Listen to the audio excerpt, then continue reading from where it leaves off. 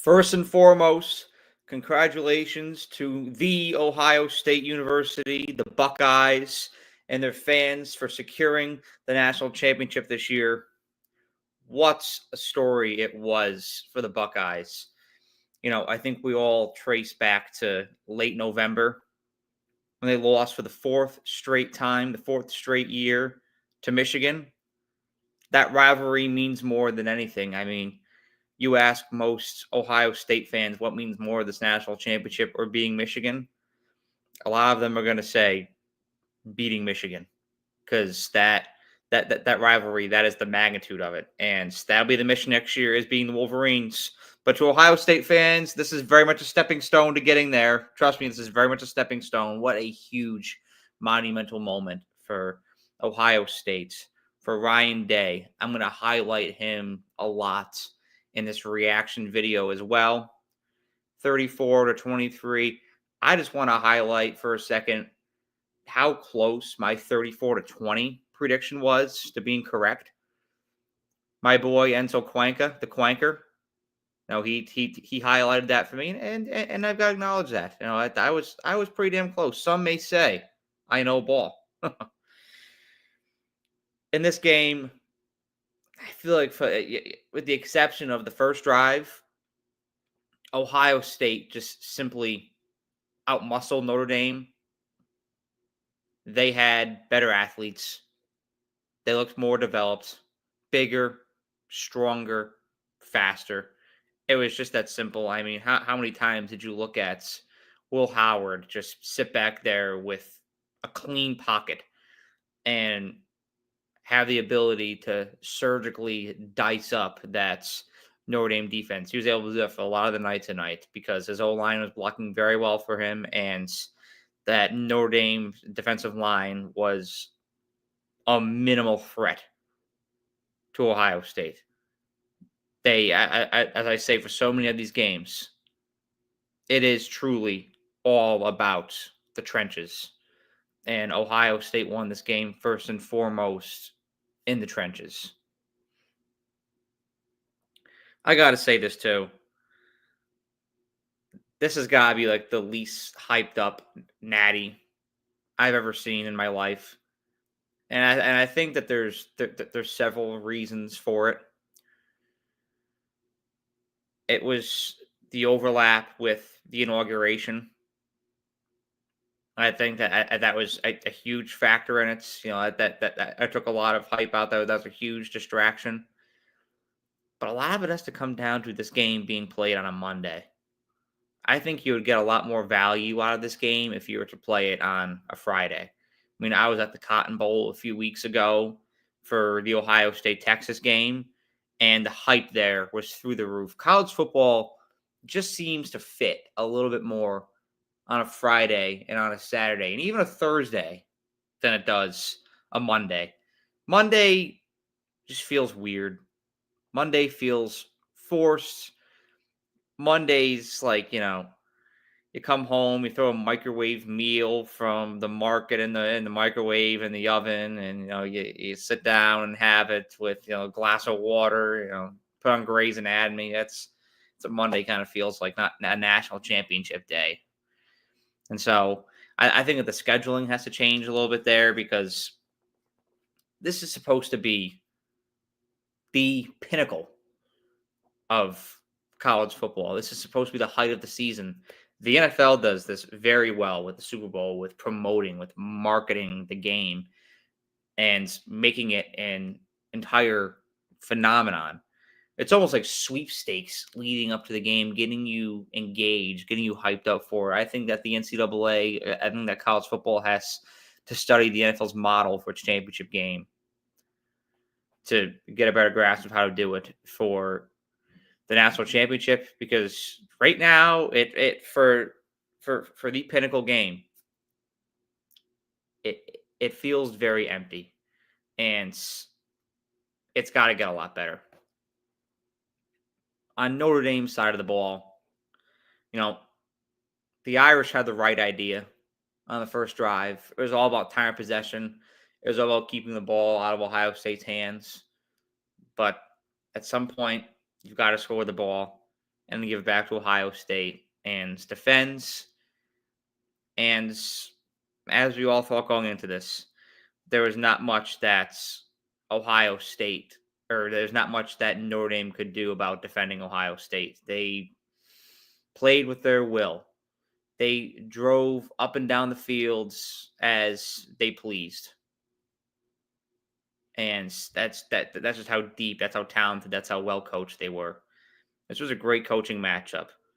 But Ohio State just had a huge talent advantage going into this game that they capitalized on. Notre Dame tried to keep it out of their hands. They tried to win time of possession, but Ohio State just got that ball back and did damage to the Irish. And at some point, the Irish were going to have a 3-and-out, and then Ohio State was going to get it back and extend the lead. I think that the worst thing that could have possibly happened to the Irish was Ohio State scoring before the end of the first half to go up 21-7. That was the worst thing that could have possibly happened to them. It just buried them. And then Ohio State gets the ball back to start the second half. And then before you know it, they're blowing it open like they did against Tennessee, like they did against Oregon. That was Notre Dame's worst nightmare. And I said it going into this one. This was not at all Ohio State, Texas. Texas was by far the best team that Ohio State was going to see in these playoffs. Ohio State, or Texas, is the only team that stacks up with Ohio State, guy for guy, player for player. They're the only other team in college football this year that has a roster that matches up to Ohio State.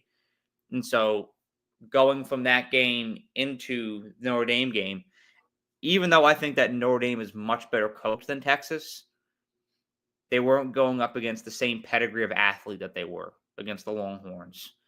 And so that was a huge advantage for Ohio State. And they just had to get up in multiple possessions. 21-7, 28-7, that was enough for Ohio State. Even though Notre Dame had that little push in the fourth quarter, Ohio State had the fumble. Notre Dame scoops it back up, drives down the fields. They made a push. You know, the fight of Notre Dame never evaporated. They fought tooth and nail to the very end of this thing. And I have to give the Irish a lot of credit for that, because I think that a lot of weak-minded teams out there would have just bailed that game in. Not a Marcus Freeman coach team. They fought till the very end. And I think that says a lot about the Notre Dame Fighting Irish. Even though they're not hoisting up that trophy tonight, the fact that they battled the way they did in the fourth quarter really showed who they are. And so just respect to Marcus Freeman, respect to the Notre Dame Fighting Irish for that. And I got to shout somebody out on Notre Dame. Jaden Greathouse. Keep your eyes on him next year. That one-handed touchdown catch he greatly elevated against Penn State as well. This guy is a dog. He's a sophomore. He's coming back next year. And so this is somebody that Notre Dame is retaining. And I think you're going to see develop into a star next year. Keep an eye on Jaden Greathouse. I don't know what it is, but that kid's got it.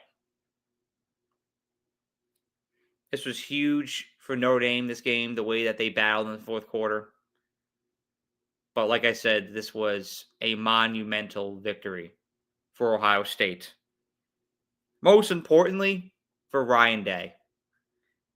I'm sure he's going to get a little jab or two in at Lou Holtz.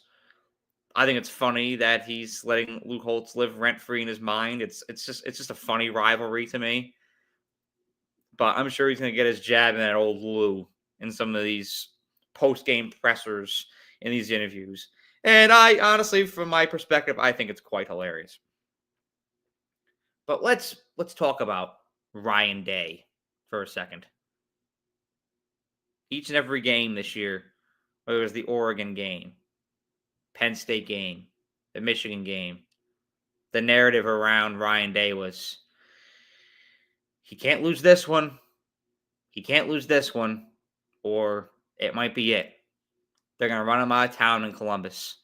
This fan base has had it up to here with Ryan Day. If he doesn't win it all this year, they're going to ship him out of town in Columbus. People might have been right. They may not have. Who gives a shit now? Because he's hoisting a trophy tonight. He did the damn thing. Despite all the pressure that weighed on his shoulders going into these playoffs after losing to Michigan. I mean, the pressure doesn't exceed that. You're 10-2. You lost your arch rival for 4 years in a row. That's been pretty much a stamp on your legacy at Ohio State so far, as losing to Michigan. Something that Urban Meyer didn't do much, something that Jim Tressel didn't do much. That you're doing a lot. And then you're going into that Tennessee game, and a lot of people are doubting you. A lot of people are picking Tennessee to win. I thought Tennessee was going to win. I own it. They stomped Tennessee. And then going up against Oregon, the number one team in the country, who beat them earlier this year. Can Ryan Day do it again? He did. And he did it well. Smoked the Ducks. Roasted duck for dinner for the Ohio State Buckeyes on New Year's Day. And then the Texas game, playing the best roster in college football. No big deal. Ryan Day and Ohio State does it again. And then to do it all, beating the best story in college football this year, the improbable Notre Dame Fighting Irish. What an amazing story it is. Not only did Ryan Day completely revive his legacy at Ohio State, which some people would say it was on life support. He did this while traversing the most challenging path to a championship ever. No team in college football history has ever had to win 4 straight games to capture a national championship. Ryan Day and his Ohio State Buckeyes did so. I've never seen a coach facing more pressure, more adversity, more scrutiny go take on a tougher path to a national championship and then emerge triumphant and prevail and win it all. That says so much about Ryan Day, his character, who he is as a person. It shows that he is a dog. And like I said in my video about Ohio State a few weeks ago, Ohio State's players showed you what they thought of Ryan Day by how they played in each of these playoff games. They were playing for their coach. They'd run through a wall for that guy. And that is enough verification right there to show that he is a great coach. And so caps off to Ryan Day. What an amazing story. And this is probably going to lead to an extension for Ryan Day now, not a firing. So for those of you that hate Ryan Day out there, who dislike him, wouldn't want to be you, because he's the guy who's prevailing at the end of the day. Deal with it. And I'm going to go ahead and say this right now, too. I'm going to confront another narrative. I'm going to make a video about this in a few weeks, too, but I want to kind of glaze over the subject right now. You know, there's kind of this narrative going on, this narrative swirling out there that the Big Ten is better than the SEC. I'm going to rephrase that. Alabama was the best program in college football, the best team in college football for the past decade and a half. It's now Ohio State. It's not Big Ten or SEC. It's Ohio State over Alabama now. Ohio State is the best program in college football. A phrase, a statement that I hear a lot of people make now, and I think it's kind of a misnomer, is that, well, in this NIL age, in this transfer portal age, it's going to be all about who has the most money. It's going to be all about the almighty dollar, who can outspend who. It's partially true, mostly not. Miami has a lot of money. USC has a lot of money. There's more guys that leave USC than come there. Texas A&M has a lot of money. They still haven't sniffed an SEC championship or a playoff appearance. But Ohio State has a lot of money. The difference between them and those teams I mentioned, They know how to allocate their resources. They know how to spend their money. They know the right guys to get in there. And they have the credibility as a program and the staff in place, the talented staff in place to go out and get the guys they want. And then they have the staff in place as well to develop those guys into being players. That's into being the best players they can be. That's what makes Ohio State better than these teams. It is a system. Recruiting, development, preparation, performing well in playoff games, and then watching these guys go do it professionally as well. It is a system that Ohio State has. Yes, they spend $20 million on this team, but it was $20 million well spent because they got their value out of Caleb Downs. They got their value out of Quinshon Judkins and Will Howard. They got value out of all these guys. You can go out and spend money on guys. Are you going to develop them? Are you going to know how to use them when you have them? Are you going to know how to put them in the best position to succeed? Ohio State does, because there is no program out there right now, top to bottom, who has a combination of a better coaching staff, a better support staff, better depth of players, better facilities right now. All of that combined, that system right now, than Ohio State. Now that Nick Saban has retired, Nick Saban in Alabama dominated college football for a decade and a half, and there's nobody close. There are teams that tried to contend, like Clemson, like Georgia, but they faltered off, and Alabama continued to prevail. Now that Nick Saban's retired, it opened up a gap for other teams that had been kind of suppressed by Alabama, like Ohio State, to emerge. That's exactly what's happening. Nick Saban has retired. Alabama, while Alabama, I believe, is historically the greatest program in college football and will probably be forever just because of the history of that team. And they will be back at some point. Trust me, they will be back at some point. It is Alabama football. Ohio State right now is the best program in college football from top to bottom. Facilities, staff, depth, coaching. This is the gold standard. There's a deep blue sea of opportunity out there for the Buckeyes to seize right now, because I think they've got to step up on everybody around them. And it's up to them to continue to capitalize on this. I think that this is one natty. I think they can build off of this. There's more parity now in college football than ever, for better or for worse. But I think that all factors combined, Ohio State has a little bit of an advantage over everybody right now. And I also want to speak to the new college football playoff format. You know, a lot of people were kind of banging on it because there were a lot of blowouts, especially early on. The SMU Penn State game, the Texas Clemson one, the Ohio State Tennessee game, the Penn State Boise State game. There's a lot of blowouts. Some people were saying there's some teams that didn't belong in. I agree with that. I think there's got to be a different system when it comes to selecting these teams. I'll discuss that in a video here in a few weeks. Trust me. But one thing that this committee got right was serving its purpose of getting teams like Notre Dame in the playoff. Teams that have 2 losses that are capable of winning a national championship.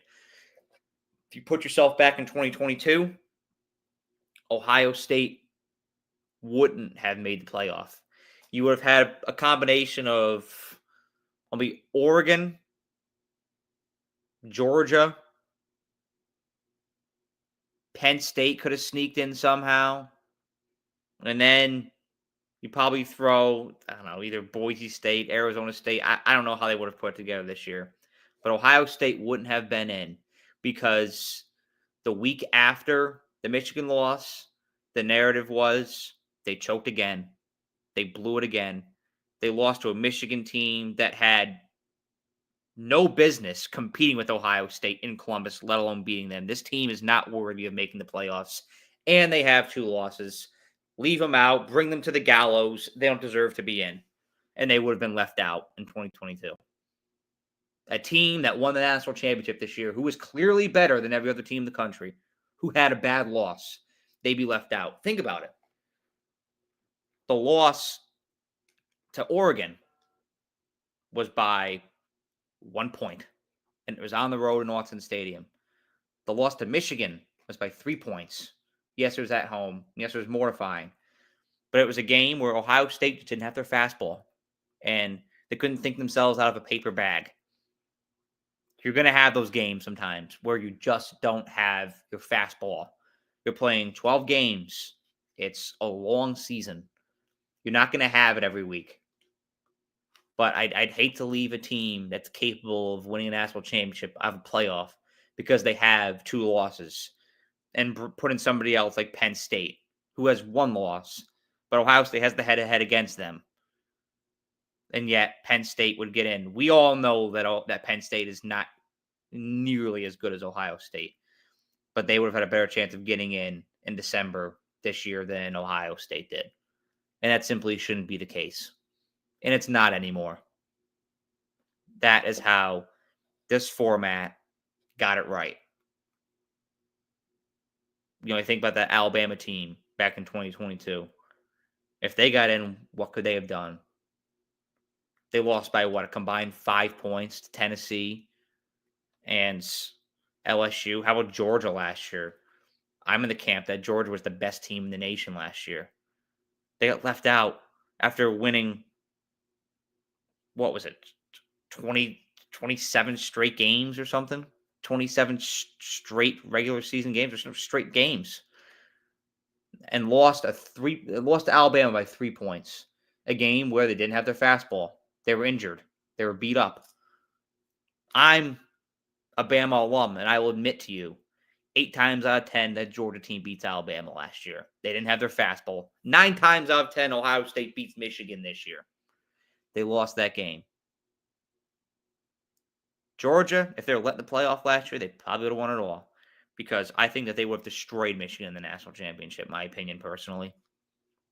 And Ohio State is the same kind of animal that Georgia was last year.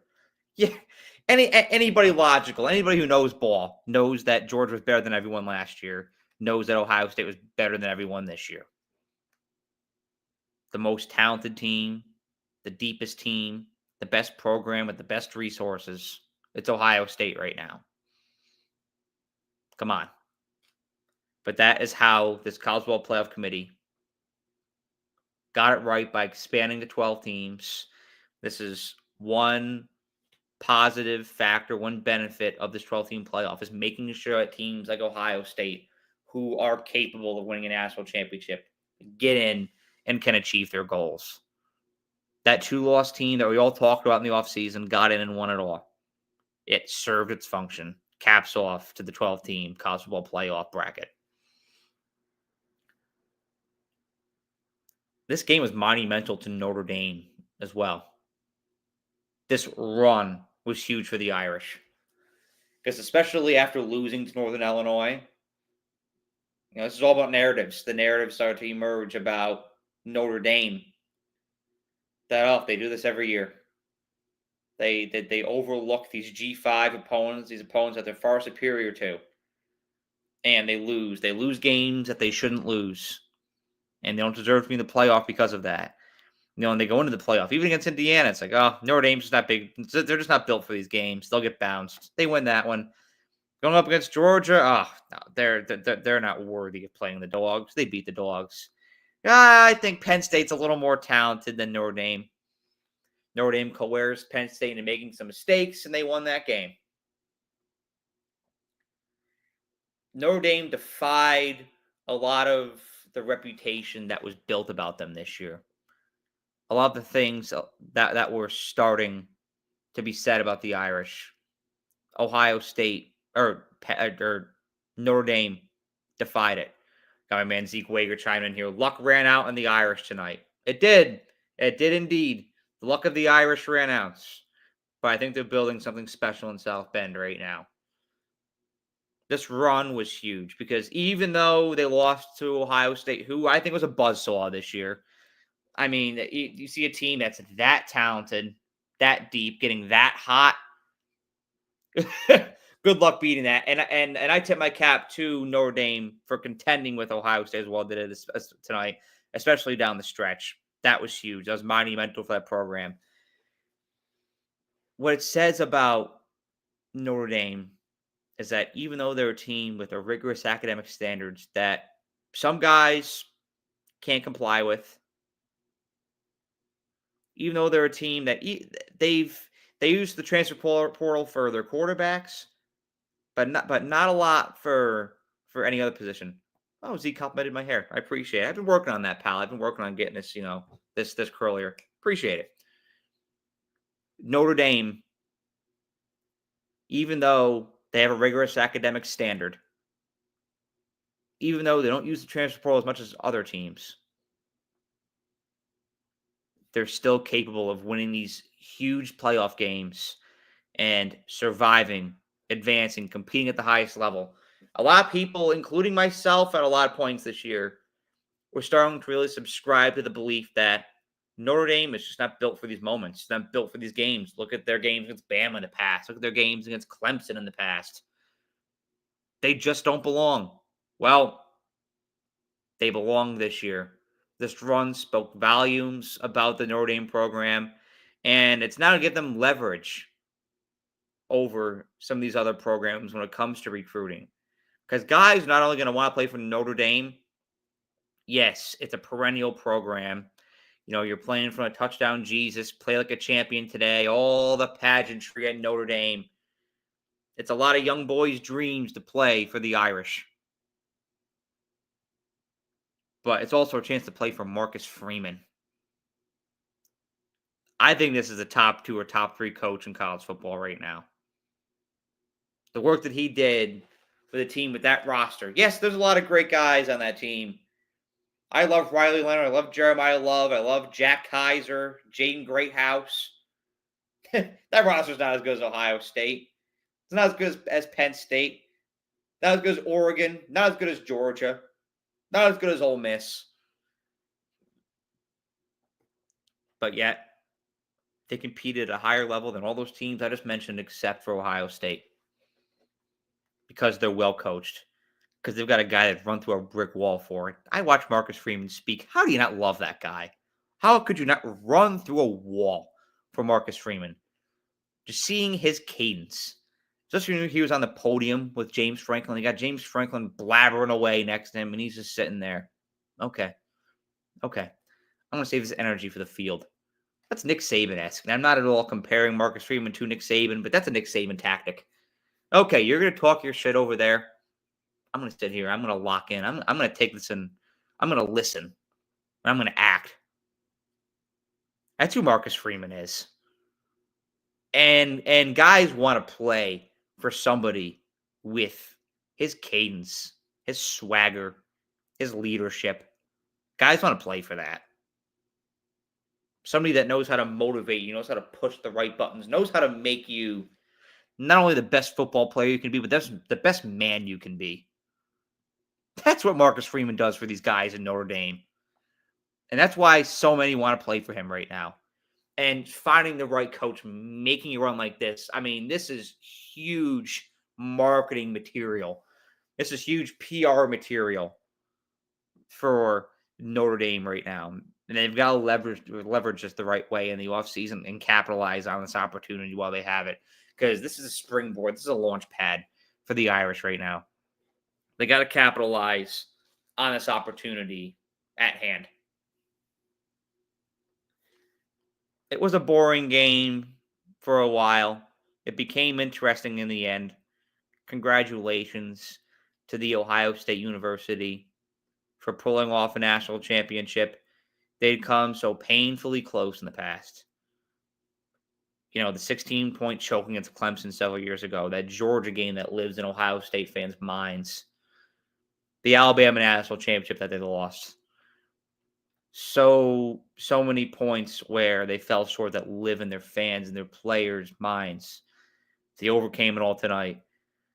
They got their chip, and it's time to celebrate. It's time to drink a lot of beer in Columbus. Y'all deserve it. You really do. And shout out to so many dogs on that team. Will Howard, Jeremiah Smith, the freshman phenom. Can't wait to see what he'll do. Carnell Tate, he's staying again next year. He's a sophomore. Absolute dog. Can't wait to see what he becomes. Jack Sawyer, the heart and soul of that defense. How could you not run through a brick wall for that guy? The scoop and score. Looking back, seeing his guys behind him, just what a storybook playoff it was for Jack Sawyer. JT Tuimaluau. There's so many guys on this team. Emeka Buka, Travion Henderson, Quinshawn Judkins, most of all, Ryan Day. What a season it was for the Ohio State Buckeyes. What a season it's been for the era. The numbers are fantastic right now. I want to thank you all so much for continuing to support me. You know, we're at almost 700 subscribers right now. I think we're going to hit 1,000 here soon. I really do. It was a magical season, a lot of great moments on this channel throughout the college football season. You know, from Alabama's victory over Georgia to that upset weekend back in November when Auburn beat A&M, Oklahoma beat Alabama, Kansas beat Colorado. It was just there's so many memories. The Oregon-Ohio State game, Northern Illinois beating Notre Dame. There's so many memories from this year. Rivalry weekend, the flag planting incidents, Ohio State falling to Michigan, and then the playoff. That Arizona State-Texas game, the Ohio State-Texas game that we were at. Just so many great memories this year. And I'm so incredibly grateful for it. I'm so incredibly grateful that you all could be by my side for each of them this year. Thank you for being there. I can't wait to continue to build this thing brick by brick. It was a roller coaster of a season. The closest thing to 07 that I'd seen in a while, 2024 was. You have a team become number 2 or number 3 in the nation, lose next week. It was like you had a monumental upset every week. Whether it's Alabama losing to Vandy, Ole Miss losing to Kentucky. There is just something new every week. And it kept us all on our toes. It kept us all invested. It was a roller coaster season. There was a lot of chaos. And in college football, none of us would prefer any other way than that. Thank you, college football, for a great season. Thank you all for supporting me each and every step of the way this year. And trust me, we're not going anywhere. Some call this the off season. I don't. I call this the grind season. This is NIL season. This is recruiting season. We're always on in college football. This is spring ball season here soon. There's no days off on the era. We're going to continue to talk about sports business. We're going to continue to talk about facilities. We're going to continue to talk about recruiting and NIL and the business side of college football. We got interviews coming your way. We're not going anywhere. The season may be over. We're not. We just build into next season. We bridge the gap. The season may be over, but we are not. I'm excited for you all to continue to walk with me here. Thank you so much for your support. Have a great night, and you'll be seeing me here soon.